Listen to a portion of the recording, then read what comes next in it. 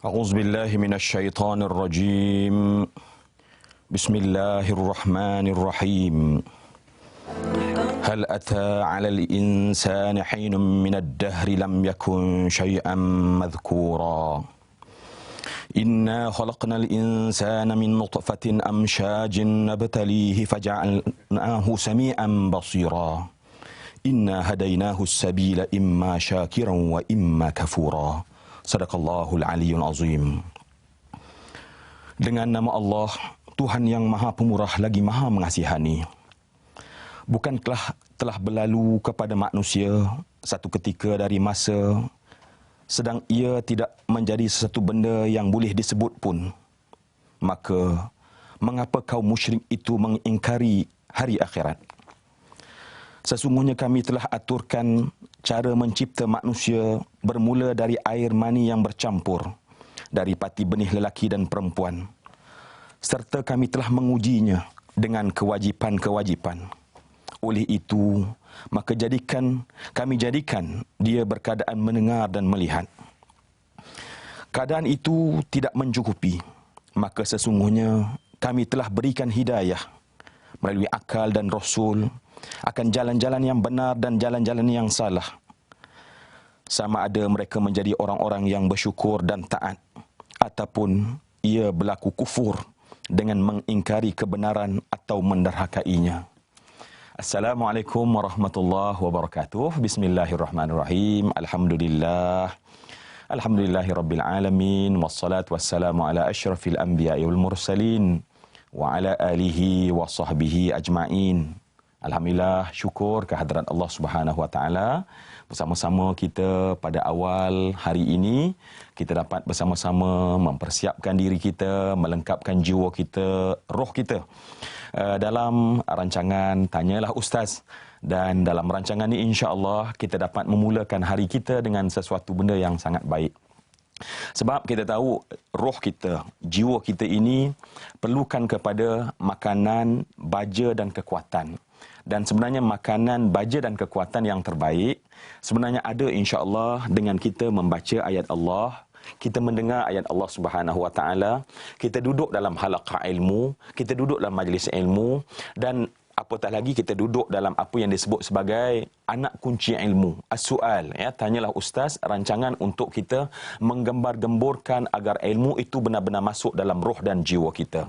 Dan apatah lagi insya-Allah, ya, rakan-rakan saya, sahabat-sahabat walau di mana halaqah kita ini berada, kita membincangkan tentang hidayah Allah Subhanahu Wa Taala.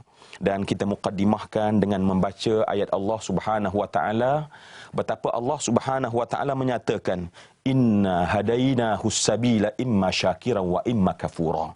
Kamilah Allah Subhanahu Wa Taala, firman Allah menyatakan bahawa Allah lah sebenarnya yang mencampakkan, yang memberikan hidayah Allah Subhanahu Wa Taala, ya, sama ada kemudiannya menjadikan manusia itu mereka-mereka yang syakiran, orang-orang yang pandai berterima kasih dan bersyukur pada Allah, ataupun manusia yang kufur kepada Allah Subhanahu Wa Taala, wal-iyyazubillah. Jadi insya-Allah, ya, perbincangan kita pada saat ini, ketika ini tidak lain dan tidak bukan kita buka hati kita, kita buka minda kita, roh kita, ya, kita pasrahkan kepada Allah Subhanahu Wa Taala, kerana kita tahu benar, ya, kalau kita tengok benar-benar kita sebagai seorang Muslim, kita saban waktu kita melakukan solat. Dan solat itu untuk pengetahuan kita adalah satu perkara yang dikatakan doa, ya, yang dikatakan doa. Jadi bila dikatakan sebagai doa, kita tengok pula dalam solat itu yang dikatakan doa. Kenapa dikatakan doa? Sebab kita kena membaca suratus su'al, ya. Suratus su'al adalah nama lain bagi surah Al-Fatihah.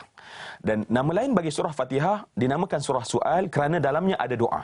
Dan kalau kita tengok daripada 7 ayat daripada surah Al-Fatihah, ada satu ayat yang kita kena meminta pada Allah Subhanahu Wa Taala, ya. Kalau kita tengok dalam ayat-ayat yang lain, ketika kita mungkin qunut subuh sebagai contoh, kita ketika ada ayat-ayat yang berbentuk doa, tetapi ayat tersebut tidak sampai kepada kedudukan rukun, ya, sebab rukun ni adalah tak boleh tinggal. Kalau tinggal maknanya dia akan membatalkan solat kita.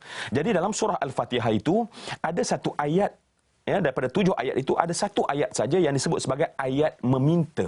Maknanya kita wajib meminta kepada Allah Subhanahu Wa Taala, dan kalimah tersebut tidak lain dan tidak bukan adalah kita tuturkan, dan kalau kita fahami dengan mendalam, dan insya-Allah kita harap halaqah kita ini dalam ruang tanyalah ustaz ini akan dapat membicarakan tentang apa yang disebut oleh seorang hamba Allah dalam surah Al-Fatihahnya bila dia menyebutkan kalimah ihdinas siratal mustaqim, ya. Sedar atau tak sedar, bibir kita menuturkan, sedar atau tidak sedar, hati kita sedang merintih sebenarnya. Apa yang dirintihkan oleh hati seorang manusia, seorang hamba Allah Subhanahu Wa Taala? Ihdinas siratal mustaqim. Ya Allah, tunjukilah kami ya Allah jalan yang lurus. Jadi di sana kita nampak kalimah tunjukilah kami. Yang ini insya-Allah menjadi topik kita, ya, perbincangan kita, rakan-rakan saya, sahabat-sahabat saya insya-Allah, ya. Macam mana kita nak lihat hidayah Allah, ya? Sebab kita pinta pada Allah Subhanahu Wa Taala bukan sekali tetapi pada setiap rakaat. Pada setiap rakaat kita minta pada Allah ihdinas siratal mustaqim tanpa jemu-jemu, dan kita diminta oleh Allah Subhanahu Wa Taala, mintalah sentiasa pada Allah Subhanahu Wa Taala, dan Allah yang bersifat Al-Hadi, yang Maha memberi petunjuk. Suka sangat, ya, gembira sangat hambanya bila menuturkan kalimah ihdinas siratal mustaqim. Jadi insya-Allah kita nak bincang hari ini luas mana skopnya, ya, hidayah Allah Subhanahu Wa Taala tersebut. Dan bila kita berbincang tentang hidayah Allah Subhanahu Wa Taala, kita dapat sedar satu perkara, ya, kerana tadi kita sebutkan nama Allah Subhanahu Wa Taala adalah Al-Hadi, yang Maha memberi petunjuk, yang Maha memberi hidayah. Kerana kita tahu bahawa hanya Allah Subhanahu Wa Taala yang sifat secara mutlak boleh beri hidayah kepada manusia. Jadi sebab tu kalau manusia tidak berada di atas jalan yang benar, kerana Allah tidak memilihnya untuk memberikan kepadanya hidayah. Ya. Jadi sebab tu dalam sebuah hadis kursi yang diriwayatkan oleh Imam Muslim, ya, Allah Subhanahu Wa Taala ada menyebutkan, ya, apa Allah Subhanahu Wa Taala sebutkan? Allah menyebutkan bahawa kullukum dhal illa man hadaituhu fastahduni ahdikum. Allah Subhanahu Wa Taala menyebut setiap kalian itu, kata Allah, sesat. Setiap kalian itu, kata Allah, sesat. Setiap kamu sesat, melainkan orang yang aku, kata Allah, berikan kepadanya hidayah. Fastahduni, mintalah hidayah daripadaku, kata Allah Subhanahu Wa Taala, ahdikum, aku akan berikan kamu hidayah. Jadi sebab tu daripada hadis kursi ini kita tahu bahawa hanya Allah Subhanahu Wa Taala yang sifat mutlak untuk boleh memberi hidayah kepada seorang manusia. Hanya Allah. Tidak ada. Sebab itulah dikatakan bahawa may yahdillahu fahuwa muhtad. Dalam suratul Kahf memberitahu orang yang Allah beri hidayah fahuwal muhtad. Dialah orang yang terberi hidayah, mendapat hidayah Allah Subhanahu Wa Taala. Wa may yudlil falan tajid lahu waliyan mursyida. Dan orang yang kalau disesatkan oleh Allah Subhanahu Wa Taala, maka tidak ada siapa yang boleh menjadi penolong untuk memberikan hidayah. Ya, kalau kita tengok, ya, rakan-rakan sahabat semua, bila kita duduk dan membicarakan tentang hidayah, ya, kita bincangkan tentang hidayah, dia sebenarnya sama persoalannya macam kita ni seorang musafir. Atau mungkin seorang pengembara yang berjalan di padang pasir, atau mungkin seorang yang berjalan di tengah hutan yang sangat lebat. Dan kita tahu bahawa bila kita berjalan di padang pasir, kita jalan di bawah, kita tidak ada pedoman pada ketika itu. Maka apakah pedoman kita, ya? Jadi sebab itu bila kita cakap soal agama Islam, kita cakap soal praktis Islam, pengamalan Islam, roh dan penghayatan, sebenarnya itu adalah nombor-nombor ke belakang, kerana nombor satu dalam Islam adalah soal hidayah. Jadi sebab itu hidayah inilah rupanya satu perkara yang memang tidak boleh dipandang ringan, kerana hidayah yang kita katakan tadi adalah sesuatu yang satu-satunya daripada Allah Subhanahu Wa Taala, dan makhluk tidak boleh memberi hidayah. Hatta kita dapat melihat, ya, bagaimana Rasulullah sallallahu alaihi wasallam sendiri merupakan utusan Allah Subhanahu Wa Taala, tetapi Allah memperjelaskan sebagai makluman dan pengetahuan kepada seluruh kita sebagai manusia. Allah menyatakan kepada Nabi Muhammad sallallahu alaihi wasallam, innaka la tahdi man ahbabta walakin Allah yahdi man yasha. Engkau Muhammad tidak boleh memberi hidayah pada orang yang engkau sayang, tetapi Allah memberi hidayah kepada siapa yang Allah kehendaki. Jadi hatta masya-Allah, ya, hidayah ini yang merupakan kurnia Allah Subhanahu Wa Taala kepada manusia adalah kurniaan yang hanya diberikan oleh Allah Subhanahu wa taala. Jadi sebab itu bila soal hidayah, kita terus dan langsung meminta dan memohon hanya kepada Allah Subhanahu wa taala, tidak kepada makhluk, tidak kepada perkara lain. Dan makhluk, ya, mungkin ustaz, mungkin tuan guru, hatta Rasulullah sallallahu alaihi wasallam hanya boleh membantu seseorang manusia kepada mendekatkan kepada mereka kerana hakikatnya yang memberikan hidayah yang sebenar adalah Allah Subhanahu wa taala. Jadi masya-Allah, jadi bila kita bercakap tentang Allah Subhanahu wa taala, bila kita cakap tentang soal hidayah, maknanya kita bercakap sesuatu yang benar-benar bersifat ketuhanan, ya. Sesuatu yang bersifat kita mendekatkan diri kita dengan Allah Subhanahu wa taala, sebab tadi kita katakan bahawa hanya Allah yang boleh memberikan hidayah sebenar-benarnya dalam diri, dalam jiwa seorang manusia. Sebab, ya, menurut Ibn Abbas, ya, kalau kita lihat, menurut Ibn Abbas, hidayah Allah Subhanahu wa taala bila dicampakkan, Allah akan campak ke dalam al-lubbu, ya. Lubbu ni adalah kalau kita bagi hati kita, kalaulah hati rauhani itu dibuat keratan secara merentas, maka yang paling dalam daripada hati seorang manusia disebut sebagai al-lubbu. Maknanya hati yang paling dalam. Alhamdulillah kita telah ada pemanggil, alhamdulillah, yang bersama-sama insya-Allah akan berkongsi ilmu. Silakan. Assalamualaikum. Waalaikumsalam Ustaz. Waalaikumsalam warahmatullahi wabarakatuh. Ya, saya Umar daripada Pekan Faham, Cik, ya. Masya-Allah. Ya, saya nak bertanya dengan Ustaz, ya. Ya. Ustaz, seperti kita sedia maklum, Ustaz, ya. Untuk mendapat hidayah Allah Subhanahu wa taala ni bukannya mudah, Cik, ni Ustaz, ya. Ya. Seperti kita sedia maklum, sahabat-sahabat yang rapat, malahan pak saudara Nabi sendiri pun, bapak saudara dia orang yang paling rapat, Ustaz, ya. Ya. Seperti semua kita sedia maklum. Mereka juga tak dapat hidayah ni, Ustaz. Ya. Dah soalan saya, Ustaz, ya. Bagaimana cara ataupun kaedah ataupun tip-tip yang boleh Ustaz berikan kepada pendengar pada pagi ini untuk mendapat hidayah Allah ini, Ustaz? Itu saja soalan saya, Ustaz, ya. Baik. Terima kasih banyak, Ustaz. Assalamualaikum. Waalaikumsalam. Alhamdulillah, ya. Encik Umar daripada Pekan Pahang, masya-Allah, ya. Semalam pun masya-Allah baru daripada Pekan. Alhamdulillah, nak kita rasakan benar-benar, ya, perkongsian dalam bentuk soalan, tetapi kita harap ya Allah, ya, berilah kami hidayah untuk kami dapat menceritakan tentang hidayah, ya. Nak cerita hidayah pun kena minta hidayah daripada Allah Subhanahu wa taala. Kita yang nak mendengar persoalan hidayah pada pagi ini pun, pada saat ini pun kena pohon daripada Allah agar Allah beri pada kita hidayah untuk kita berbincang tentang hidayah. Inilah yang sangat unik, ya. Bila kita mula mengetahui tentang kedudukan hamba dan kedudukan Tuhan, ya, kedudukan hamba dan kedudukan Tuhan, ya, sifat mutlak dan kuasa mutlak yang ada pada Allah Subhanahu wa taala, dan kemudian keterbatasan apa upaya kudrat yang ada pada bagi diri manusia. Jadi respon kepada soalan daripada pemanggil kita yang saya kasih sebentar tadi, yang menceritakan bagaimana, ya, dia dah sebutkan betapa berharganya, betapa mahalnya harga hidayah tersebut. Jadi bagaimana, ya? Jadi persoalannya, kita dapat lihat di sini hidayah daripada Allah Subhanahu wa taala, ya. Hakikatnya semua hidayah adalah daripada Allah bila syak. Ya, tidak ada syak lagi bahawa semua bentuk kurnia, petunjuk adalah datangnya daripada Allah Subhanahu wa taala.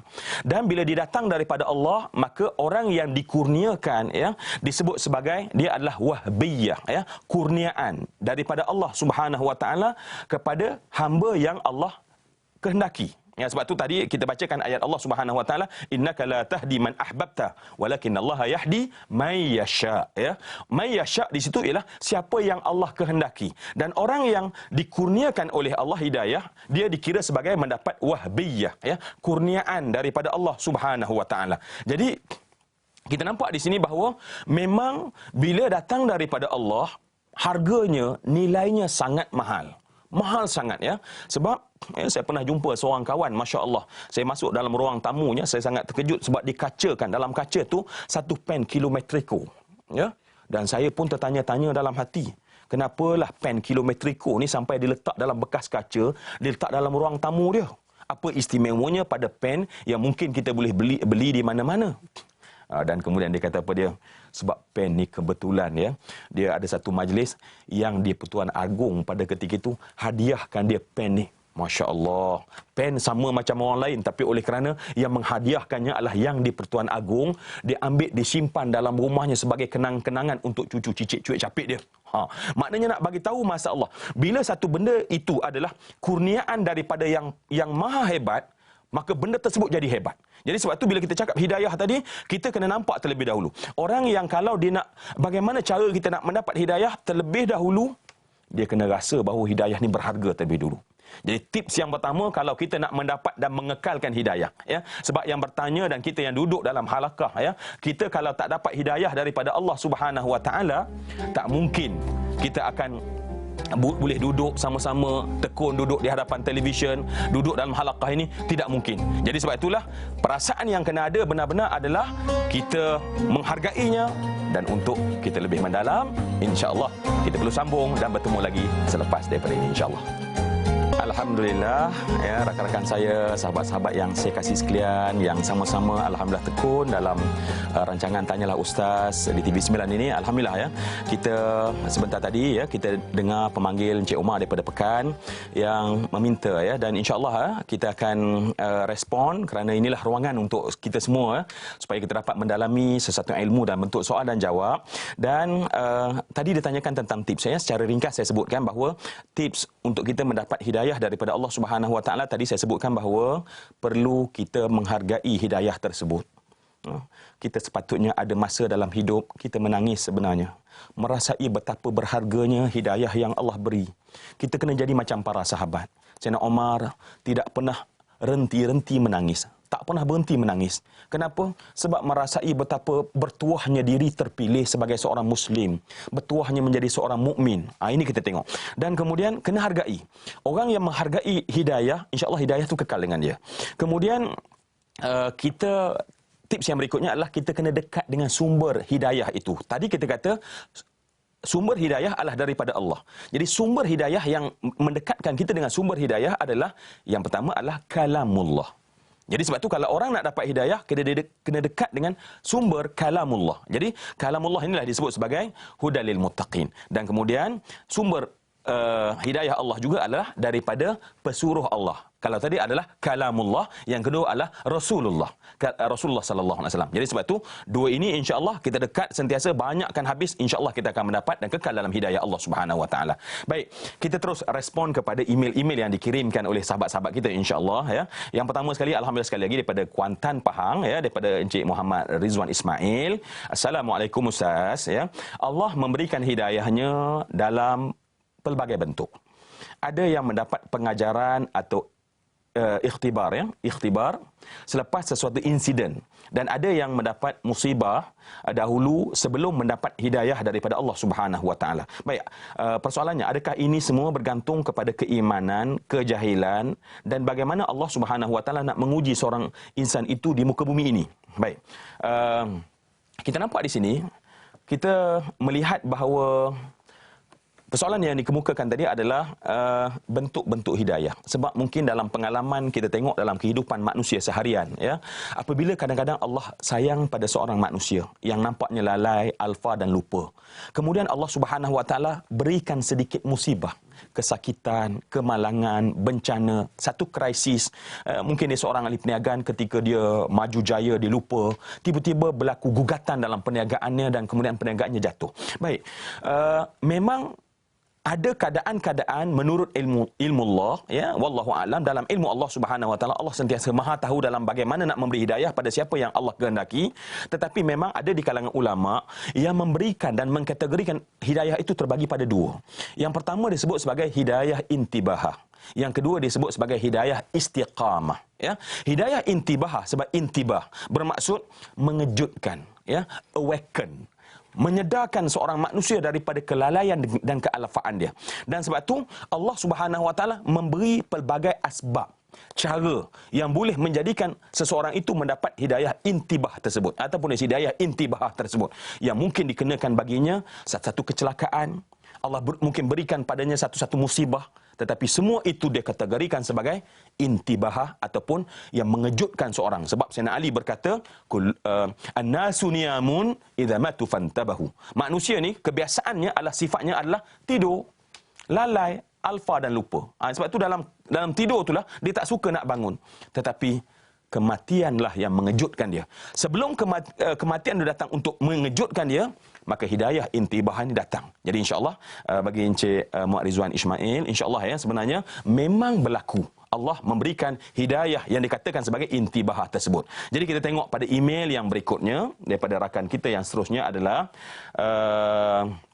Cik atau Puan Farah Umi Osman daripada Pengkalan Cepa ya, Kelantan. Assalamualaikum Ustaz ya. Apakah yang menyebabkan seseorang itu tidak mendapat hidayah daripada Allah? Jika hendak melakukan sesuatu kebaikan tetapi masih tidak dapat melakukannya dengan memberi alasan masih tidak mendapat hidayah daripada Allah. Ya, apakah komentar? Ya, apakah komen Ustaz? Terima kasih. Terima kasih. Sekali lagi saya kira satu perbincangan yang boleh membawa kita ya kepada mendekatkan lagi tentang harga hidayah yang datangnya daripada Allah Subhanahu Wa Taala. Bila kita sampai pada tahap ini, patutlah para sahabat saban waktu ya, sehingga Sayyidina Umar dikatakan ada alur pada bahagian pipinya. Yang di sanalah terletaknya aliran air mata yang tidak pernah putus-putus. Menangis hanya semata-mata menghargai nilai hidayah tersebut. Sebab tu saya ulang dan saya katakan pada diri saya dan semua rakan-rakan yang saya kasih sekalian. Orang soleh, orang baik, bila mereka sedar mereka mendapat hidayah daripada Allah, mereka rasa tidak punya waktu untuk membalas balik dengan perasaan syukur yang tidak pernah putus-putusnya pada Allah. Sayyidina Umar menangis saban waktu. Kenapa? Kerana Allah menjadikan aku seorang Islam. Aku bersyukur pada Allah menjadikan kita menjadi seorang mukmin. Dan sebenarnya kalau kita nak tengok pada soalan Farah tadi ya, sebenarnya kenapa kadang-kadang dalam kehidupan kita ini ya, kita seolah-olah merasai tidak mendapat hidayah daripada Allah ya, ataupun lebih tragis lagi, ada orang membuat alasan hidayah itu, saya ni tak dapat hidayah sebab tu tak solat, masya-Allah. Saya tak dapat hidayah sebab tu tak boleh buat macam ni. Saya tak dapat hidayah sebab tu tak melakukan haji. Baik, semua yang saya hormati dan saya kasih sekalian ya, sebab tu kena berhati-hati dengan apa yang kita cakap. Kita takut apa yang kita cakap itu menebalkan lagi hijab antara kita dengan Allah Subhanahu Wa Taala. Sebab Allah memberi hidayah kepada siapa yang Allah kehendaki. Manusia tidak ada campur tangan sebenarnya. Tetapi sebagai seorang manusia dalam ahlu sunnah wal jamaah, kita disebut ikhtiariyah. Ya, ikhtiariyah adalah, sebab itu dalam antara ikhtiar kita adalah kita bermohon pada Allah dalam surah Al-Fatihah tadi, minta pada Allah agar Allah berikan kepada kita hidayah. Jadi sebab itu apakah perkara yang menjadikan kita tak dapat dekat dengan hidayah? Maka adalah kerana dalam diri manusia tempat hidayah tersebut nak diletakkan oleh Allah Subhanahu Wa Taala ada lapis-lapisan luar yang disebut sebagai nafsu. Jadi insya-Allah perbincangan tentang nafsu ini mungkin kita akan dapat dalam kita bersama-sama ni kita akan sentuh dan sebut insya-Allah. Tetapi untuk Farah ya, kita katakan bahawa hidayah Allah Subhanahu Wa Taala sesuatu yang perlu diburu oleh setiap manusia, dan kemudian kena kenal tentang sifat nafsu, kerana nafsu itulah yang menjadi hijab dan penghalang sebenarnya, dan tidak boleh beralasan bahawa Allah tidak boleh memberi hidayah kepada kita sebab kita diberi ruang ikhtiariyah tersebut. Kita tengok untuk soalan yang berikutnya ya, kita tengok kepada soalan email yang berikutnya yang kita harap ya Allah ya, dengan soalan-soalan ini akan dapat menggembar-gemborkan lagi ilmu kami ini ya Allah, agar kami dapat bukan sekadar ilmu yang hanya terapung daripada akal, tapi dia masuk dalam jiwa kita ya. Daripada Encik Ahmad Khalil Muhammad Iman daripada Sentul, Kuala Lumpur ya. Assalamualaikum Ustaz. Ya, waalaikumsalam. Dalam menyelusuri kehidupan yang serba mencabar ini, hidayah daripada Allah Subhanahu Wa Taala amatlah diperlukan agar kehidupan terus terbimbing. Tetapi terkadang-kadang ya Ustaz, kerana diri ini sering tewas dengan hawa nafsu. Alhamdulillah, nampaknya soalan ni dia ada kaitan dengan soalan Farah sebentar tadi. Hawa nafsu dan juga bujukan ataupun godaan syaitan yang derjana yang membuatkan diri ini tewas. Mohon bimbing dan kata-kata semangat daripada Al-Fadhil Ustaz ya. Terima kasih kepada Encik Ahmad Khalil yang saya kira bahawa masya-Allah benar ya, bagi orang soleh ilmu bukan satu benda yang menjadi mental exercise. Tetapi bila sampai pada soalan ini, saya dapat rasakan dalam jiwa setiap daripada kita telah benar-benar serius ya. Kita nak dan kita tak nak tewas.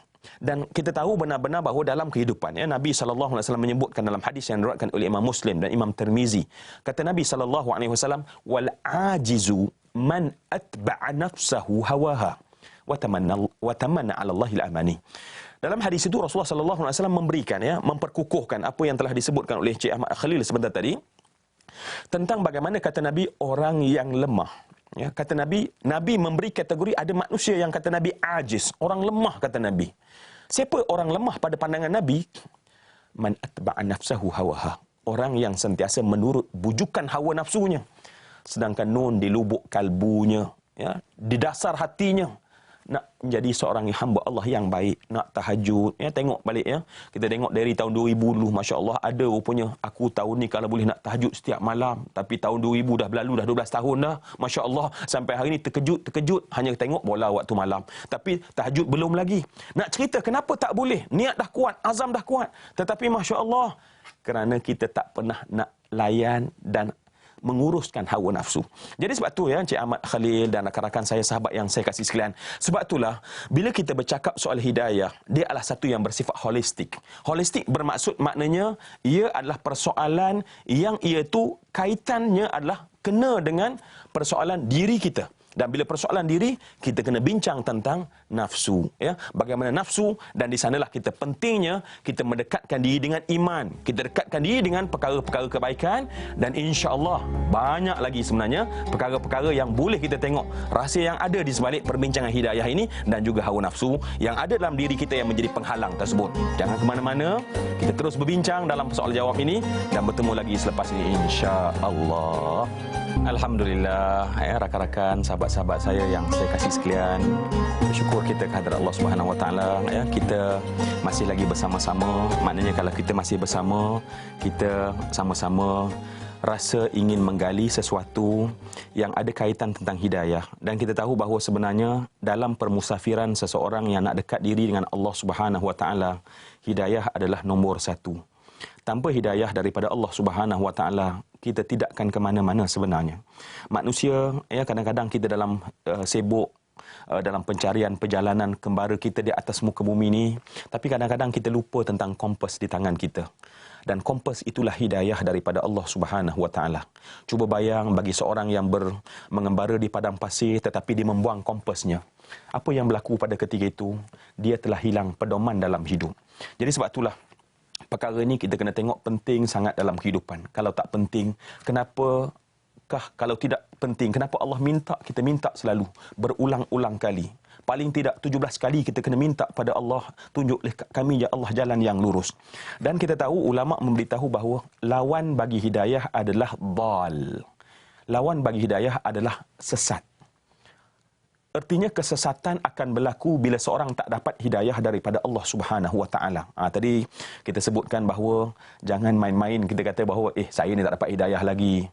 Kalimah tersebut sebenarnya akan lagi menjarakkan daripada kita dengan Allah Subhanahu Wa Taala. Sebab tu ulama ada sebut, ya, manusia ni buat dosa dia ada beberapa jenis. Ada manusia melakukan kesalahan, tetapi seperti datuk mereka, Nabi Allah Adam AS, di hujung satu kesalahan, dipenuhi dengan taubat.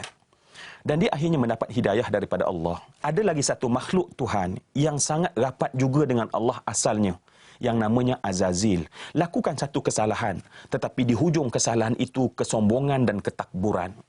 Dan ada manusia ni rupanya pattern tu berlaku dalam kehidupan. Dia mungkin tersalah dalam hidup, ya, sebab kita manusia biasa, tersalah. Tetapi bila dia tersalah, di hujungnya adalah taubat. Ada manusia yang disebut oleh ulama, man adznaba dzamban fahuwa yadhak, fa inna Allah Ta'ala yudkhiluhu an-nar wa huwa yabki. Ada di kalangan manusia dia buat dosa ni, macam dikata, alah hidayah ni apalah sangat, ya. Dikata apa dia? Dikatakan tadi, barang siapa melakukan dosa pada Allah dalam keadaan ketawa, Allah akan bakar ia dalam neraka dalam keadaan ia pasti menangis. Disebutkan benar-benar orang macam ni, Masya Allah, akan makin jauh daripada hidayah Allah Subhanahu Wa Taala.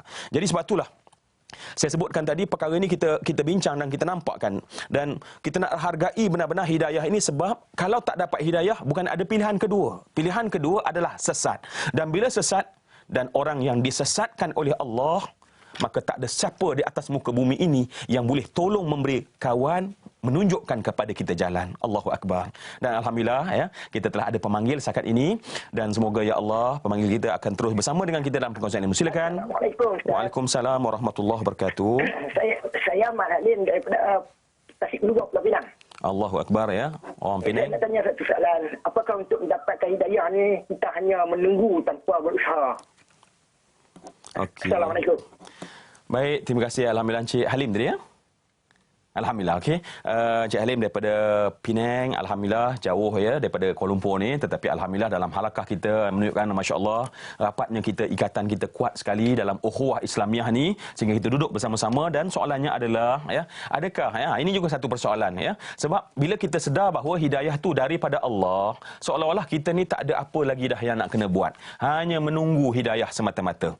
Jadi sebab tu kita tengok benar-benar ya. Sebab hidayah daripada Allah Subhanahu Wa Taala ini kita dapati bahawa dia memang secara mutlaqan daripada Allah Subhanahu Wa Taala. Tidak ada campur tangan manusia sama sekali, hatta Rasul sekalipun. Itu jelas. Yang dinyatakan oleh Allah dalam Al-Quran betapa hanya Allah bersifat dengan Al-Hadi, yang maha memberi petunjuk, yang maha menunjuk dan memberi hidayah.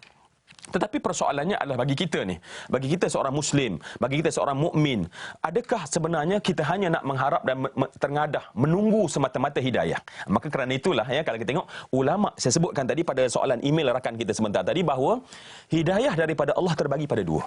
Ya, untuk kita mula nampak ya. Pertama disebut sebagai hidayah intibah ataupun hidayatun intibahatun. Hidayah yang mengejutkan seseorang. Dan hidayah intibah ini mutlaqan daripada Allah Subhanahu Wa Taala. Allah boleh beri pada siapa tanpa kadang-kadang perantaraan sekalipun ya. Sebab tu saya ada kongsikan kisah ni tentang bagaimana seorang yang kufur ya, seorang yang memang langsung dia tak pernah ya, sebab dalam majalah Q&A ni dikisahkan tentang bagaimana tentang hidayah dan taufik daripada Allah. Maka pada ketika itu kita kongsikan satu kisah yang saya bila mendengar kisah ni buat kali pertama terasa benar-benar dalam hati. Kenapa terasa benar-benar dalam hati? Betapa seorang manusia yang tak ada kawan seorang Muslim, yang seorang manusia yang tak ada pun environment Islam, tetapi datang kepada seorang imam di Amerika. Dalam keadaan tunduk, dia berkata, saya ingin menjadi seorang Islam. Imam mengislamkan dia. Saya nak ringkaskan saja, detailnya ada dalam kisah dalam majalah kita ini. Dan bila tanya imam kenapa, dia kata apa dia? Dia datang dalam mimpinya, memberitahu dalam suara berulang-ulang kali selama 3 malam. Jadilah kamu seorang Islam, jadilah kamu seorang Islam. Dan hari ini saya datang dan mengucap kalimah asyhadu an la ilaha illallah wa asyhadu anna Muhammadar Rasulullah. Allahu Akbar. Subhanallah. Maha suci Allah. Allah boleh beri hidayah pada siapa. Satu moral daripada situ adalah kita jangan main-main dengan orang yang kalau kita rasa orang ni tak dapat hidayah dan kita kata ni mati kafir dah ni. Bukan kita yang memberi hidayah. Kita kena ingat perkara tersebut. Hidayah Allah boleh beri. Sebab tu hidayah yang pertama hidayah intibah. Dan kemudian hidayah kedua adalah hidayah istiqamah. Nampaknya kerana ada pemanggil, saya simpan sedikit soalan yang pertama tadi untuk kita ambil soalan dulu. Ya, silakan. InsyaAllah panggil kita yang saya kasih sekalian. Silakan. Assalamualaikum warahmatullahi wabarakatuh. Assalamualaikum. Saya Nur Kamilah dari Sentul, Ustaz. Ya. Soalan saya, Ustaz, saya ada terbaca satu ayat dalam surah Al-A'raf 179 akan puisi jin dan manusia yang di dalam neraka yang mana ada akal tak nak memikirkan, ada mata tak nak mendengar ya. Jadi ada hati tak nak memahami tentang kebesaran Allah. Jadi kalau macam Ustaz terangkan tadi, ada seorang yang mana memeluk Islam di Amerika Syarikat dia kerana dia dapat mimpi. Saya cuba nampak kaitan dengan kisah Nabi Ibrahim. Kita yakin kepada Rasul-Rasul. Bagaimana Nabi Ibrahim yang dilahirkan dalam keluarga yang bapaknya membuat berhala. Tetapi dengan melihat kejadian alam, bulan, bintang dan matahari, dia memahami bahawa itu.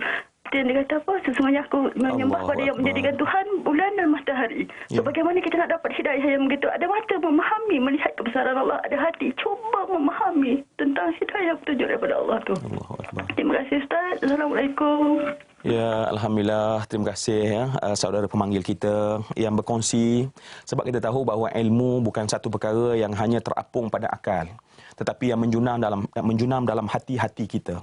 Sebab itulah ya Allah Subhanahu Wa Taala ya, untuk kita dekat dengan Allah, Allah memberikan ayat-ayatnya, tanda-tandanya.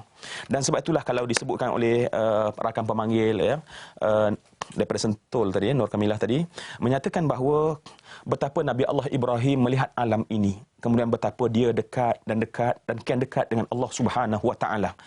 Kerana alam-alam adalah, saya katakan tadi ya, di permulaan tadi bahawa seorang kalau nak dekat dengan Allah, dia kena dekat dengan sumber. Nak dapat hidayah Allah, kena dekat dengan sumber.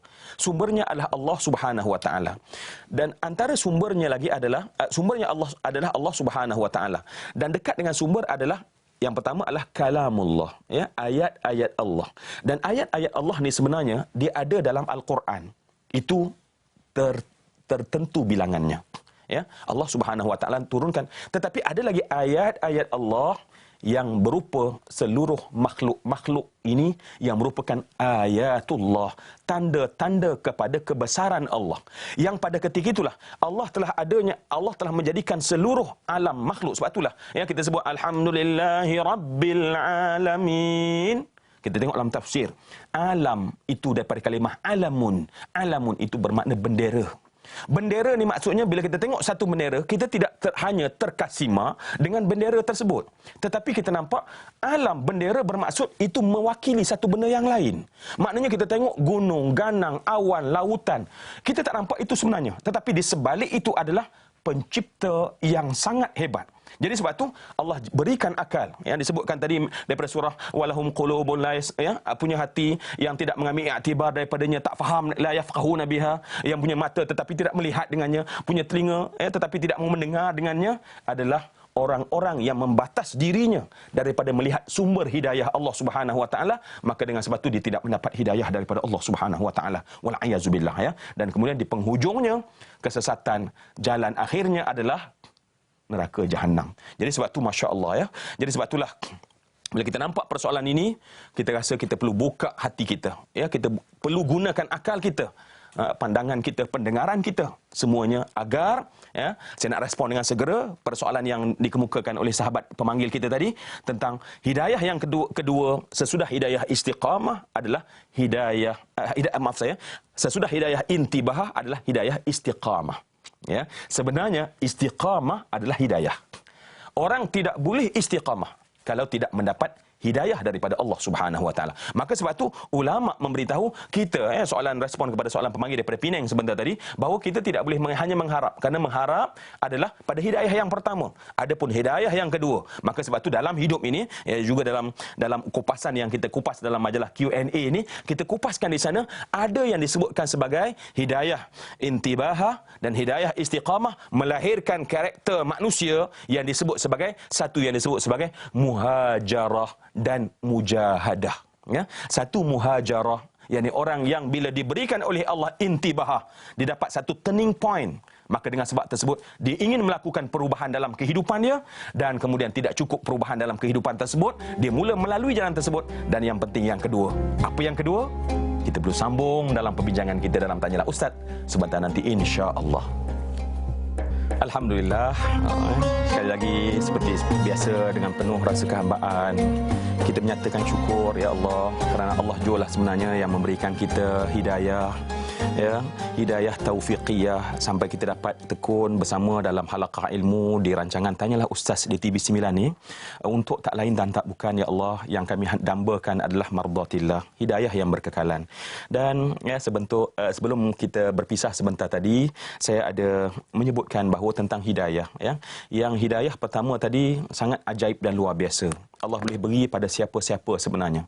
Sebab tu kita sama sekali adabnya adalah kita tidak boleh menjadi pula seolah-olah orang yang tukang confirmkan orang ni dapat hidayah, orang ni tak ada peluang dapat hidayah. Masya Allah, kita telah mengambil bukan kuasa kita sebenarnya, kuasa Allah Subhanahu Wa Taala. Allah boleh campak siapa saja sebenarnya. Dan apatah lagi kita belajar tentang hidayah, ada manusia yang asalnya mendapat hidayah tetapi kemudian tersentap, dicabut balik hidayah itu daripada Allah Subhanahu Wa Taala.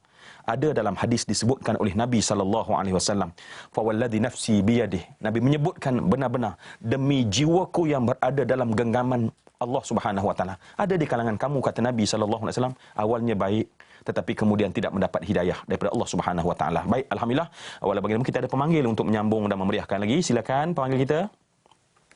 Assalamualaikum Ustaz. Assalamualaikum warahmatullahi wabarakatuh. Saya Puan Siti daripada Kuala Langat, Selangor. Saya ingin nak ajukan satu pertanyaan. Benarkah seseorang itu kalau perangainya tidak berubah daripada muda sampai ketua dengan ego dan garangnya, dia tidak berubah, apa itu belum dapat hidayah dari Allah atau tak dapat hidayah dari Allah. Ada pendapat mengatakan kalau umur 40 tak berubah, dia tidak akan berubah. Adakah benar itu, Ustaz? Assalamualaikum warahmatullahi wabarakatuh. Ya, terima kasih ya Puan Siti. Mungkin kita nak cuba memahami ya satu yang biasa orang kata ya. Dan mungkin sebenarnya ada kita boleh memetik kepada sebuah hadis Nabi sallallahu alaihi wasallam ya. Man atat lahu al-arba'una min umrihi ya. Nabi kata barang siapa telah capai umurnya 40 tahun lam yaghlib khairuhu syarrahu, tapi tetap didapati bahawa kebaikannya tidak mengatasi kejahatannya, kata Nabi falyatajahhaz ilan nar, bersiap sedia untuk terjun dalam neraka jahanam. Itu kata Nabi. Tetapi bila Nabi sebut begitu, Nabi hanya memberikan pedoman kasar. Maknanya bagi manusia itu bahawa ada pedoman-pedoman untuk kita jadikan sebagai bagaimana kita nak urus kehidupan kita. Tetapi hakikat, bila kita sebut hakikat, semuanya adalah milik Allah Subhanahu Wa Taala. Tidak ada sebab seseorang itu walaupun begitu teruk ya. Banyak lagi sebenarnya kisah yang kalau kita boleh lihat ya, kita kumpulkan beberapa kisah sebenarnya yang kadang-kadang kita tak percaya. Tetapi orang yang begitu jahat, begitu bejat dan derhaka, tapi nun di penghujung kematian sebelum dia ditarik nafasnya, nyawanya oleh Allah Subhanahu Wa Taala, terkeluar daripada mulutnya kalimah asyhadu an la ilaha illallah wa asyhadu anna muhammadar rasulullah. Jadi sebab tu respon kepada Siti ya daripada Kuala Langat tadi, bahawa sebenarnya memang kita bila pada pihak kita dalam kita nak menguruskan diri kita, jangan kita biarkan kelalaian itu berterusan dalam tempoh yang lama sampai dia dah mula menebal. Tetapi dari konteks hidayah pada Allah kepada siapa manusia, sebab itulah saya sebutkan tadi ada dua benda. Satu, kita melihat kepada diri kita, yang kedua kita lihat orang lain. Bila kita melihat orang lain ya, kita tidak cop orang itu. Kita tidak stamp orang tu. Kita tak kata orang ni tak dapat hidayah sebab dia dah tua tapi dah tak boleh solat, maka tidak ada peluang lagi hidayah daripada Allah. Itu bila kita melihat keluar, pandangan kita berbeza. Tetapi bila kita lihat kepada diri kita sendiri, kita melihat kepada perasaan. Sebab itulah dalam Islam adanya yang disebut sebagai khauf dan roja, yang sifatnya seimbang dalam diri manusia, barulah dia dapat memastikan bahawa hati kita berada dalam kestabilan. Jadi gitu ya, Puan Siti ya. Jadi ini untuk panduan umum bagi setiap manusia. Hakikatnya hidayah itu adalah daripada Allah Subhanahu Wa Taala. Saya suka untuk menyambung perbincangan kita ya tentang istiqamah ni ya. Sebab istiqamah adalah hidayah ya. Tanpa hidayah daripada Allah, seseorang tidak boleh istiqamah sebenarnya. Dan tadi saya katakan bahawa intibahah menjadikan seseorang itu daripada dia lalai kepada sedar, maka berlakulah proses muhajarah. Ya, dia mula bermuhajarah. Dia buat satu turning point dalam kehidupan dia. Nampak perubahan pada dirinya. Kalau selama ni tak solat, dia dah mula solat. Kalau selama ni dia tidak menutup aurat, dia mula menutup aurat. Kalau dia tidak memastikan tentang halal dan haram, dia telah mula memastikan yang halal dan haram dalam kehidupan dia. Kenapa? Dia telah mula melakukan muhajarah. Proses muhajarah, hijrah yang sebenarnya. Turning point telah berlaku. Dia telah melalui dan menemui apa yang dikatakan U-turn untuk dikembali kepada jalan Allah Subhanahu Wa Taala. Tetapi kita kena ingat semua yang saya kasih sekalian. Ketika kita telah mendapat arah, maka ada lagi hidayah yang perlu kita lakukan bersungguh-sungguh secara ikhtiariyah. Apakah dia? Hidayah yang dikatakan tadi sebagai hidayah istiqamah. Bila seorang berada pada fasa hidayah istiqamah, dia tak boleh menunggu macam hidayah intibahah. Ya? Sebab hidayah istiqamah, dia perlukan tenaga yang disebut sebagai mujahadah. Kalau tadi muhajarah, dia perlukan satu lonjakan untuk merubah. Sebab itulah muhajarah ni, tenaga kalau nak ibarat macam dalam enjin, dia seperti starter. Kita perlu starter, tetapi starter tu fungsinya hanya untuk menggerak mula enjin. Bila enjin telah mula bergerak, starter tidak berperanan lagi. Begitu juga bila Allah telah berikan satu hidayah intibahah, maka lantas kemudian kita kena masuk fasa yang kedua. Ini yang perlu difahami. Orang yang tak faham tentang perkara ini, dia masih lagi mengharap dan menunggu kemanisan ibadah daripada Allah. Sebab itulah kadang-kadang bila mula hidayah tu datang, dia menangis dalam berdoa. Dia baca Quran pun dia rasa Masya Allah lazatnya, indahnya bacaan Quran. Kemudian biasanya dia pergi umrah dan kemudian dia menangis di multazam, berdoa di raudah. Semua itu Masya Allah dilakukan.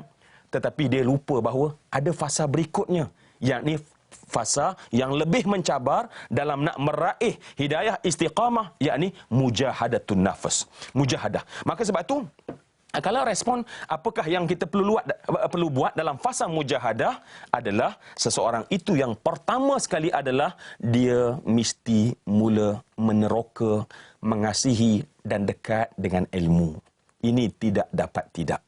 Ini syarat yang tidak ada duanya, yakni seseorang yang nak dekat dengan Allah mesti ada pada ilmu Allah Subhanahu wa taala. Kerana petunjuk Allah akan terus ada. Ya, bila kita duduk dan kita dapat ilmu Allah Subhanahu wa taala. Maka sebab itulah semua yang saya hormati dan saya kasih silan, sebab itu kita kena dekat dengan apa cara sekalipun, ya. Maka sebab itulah untuk makluman rakan-rakan saya, sahabat-sahabat semua, suka juga saya mewar-warkan ni, alhamdulillah, ya. Sekarang ni kita ada pesta buku, ya, di PWTC yang telah bermula, yang dalam pesta buku ni tidak lain dan tidak bukan untuk mendekatkan masyarakat dengan ilmu. Jadi insya-Allah sebab itulah, ya, tampil kita dengan sebagai contoh majalah Q&A adalah sebagai satu wadah ilmu supaya masyarakat boleh mudah, ya. Kalau nak baca kitab tu payah, tetapi masya-Allah dipermudahkan dalam persoalan ini, tak lain dan tak bukan adalah supaya manusia dekat dengan hidayah Allah Subhanahu wa taala, sebab kita tahu bahawa hidayah Allah tidak akan dapat melainkan dengan ilmu yang memberi manfaat. Di samping itu adalah rakan yang baik yang kita perlu sambung dalam masa, kerana kita akan bertemu lagi pada masa akan datang hari esok, insya-Allah kita terus menyambung. Dan marilah untuk mendapat keberkatan, kita sama-sama berdoa kepada Allah dengan penuh kerendahan. A'udzubillahi minasyaitonirrajim. Bismillahirrahmanirrahim. Alhamdulillahirabbil alamin. Hamdan hamidin, hamdan syakirin, hamdan dzakirin, hamdan mustaghfirin, hamdan yuafi ni'amahu wa yakafi mazidah. Ya Allah ya Rabbana lakal hamdu kama yanbaghi li jalali wajhikal karim wa azimi sultanik. Allahumma ja'al ya Allah jam'ana hadha jam'an marhumah wa tafarruqana min ba'dihi tafarruqan ma'sumah. Ilahana afina wa'fu anna bi rahmatika ya arhamar rahimin. Ya Allah, jadikanlah pertemuan kami ini, ya Allah, pertemuan yang Engkau rahmati, ya Allah. Dan berpisah kami nanti sebentar nanti sebagai berpisah orang-orang yang diampunkan segala dosa-dosa kami, ya Allah. Ya Allah, ampunkanlah segala dosa-dosa kami daripada kealfaan dan kelalaian kami, ya Allah. Ampunkanlah segala dosa-dosa kami yang banyak ini, ya Allah. Ampunkanlah segala dosa-dosa kami yang banyak ini, ya Allah. Juga, ya Allah, ampunkanlah dosa kedua ibu bapa kami yang kami sayangi, ya Allah. Ampunkanlah dosa mereka, ya Allah. Ya Allah, seandainya ada kelalaian mereka dalam mendidik kami, ya Allah, Kau berilah keampunan pada mereka, ya Allah. Sayangilah mereka seperti mana mereka menyayangi kami sewaktu kami masih kecil, ya Allah. Rakan kami, sahabat kami, saudara kami dan kami seluruhnya, ya Allah. Kekalkanlah hidayah dalam jiwa-jiwa dan hati-hati kami, ya Allah, sehingga hidayah ini menunjuk jalan, sehingga kami mampu untuk berada di atas taufik Allah Subhanahu wa taala. Rabbana zalamna anfusana, ya Allah, kami ini sering menzalimi diri kami sendiri, ya Allah. Maka dengan itu, Allah, berilah hidayah dan petunjuk agar kami tidak tergolong golongan manusia yang merugi, ya Allah. Rabbana atina fid dunya hasanah wa fil akhirati hasanatan wa qina adzabannar wa qina adzabannar wa qina adzabannar walhamdulillahi rabbil alamin. Alhamdulillah, ya, kita telah sama-sama melalui sesi ini. Jangan ke mana-mana lagi, insya-Allah akan datang pada hari esok. Kita akan terus bersiaran untuk bersama-sama dalam rancangan Tanyalah Ustaz dalam membincangkan tentang hidayah ini. Dan kita berharap, ya Allah, kita akan terus kekal dalam hidayah. Kita diberikan oleh hidayah intibah, dan kita kekal dan mati dalam hidayah ini, insya-Allah. Aqulu qawli hadza wa astaghfirullahal azim li wa lakum. Wassalamualaikum warahmatullahi wabarakatuh.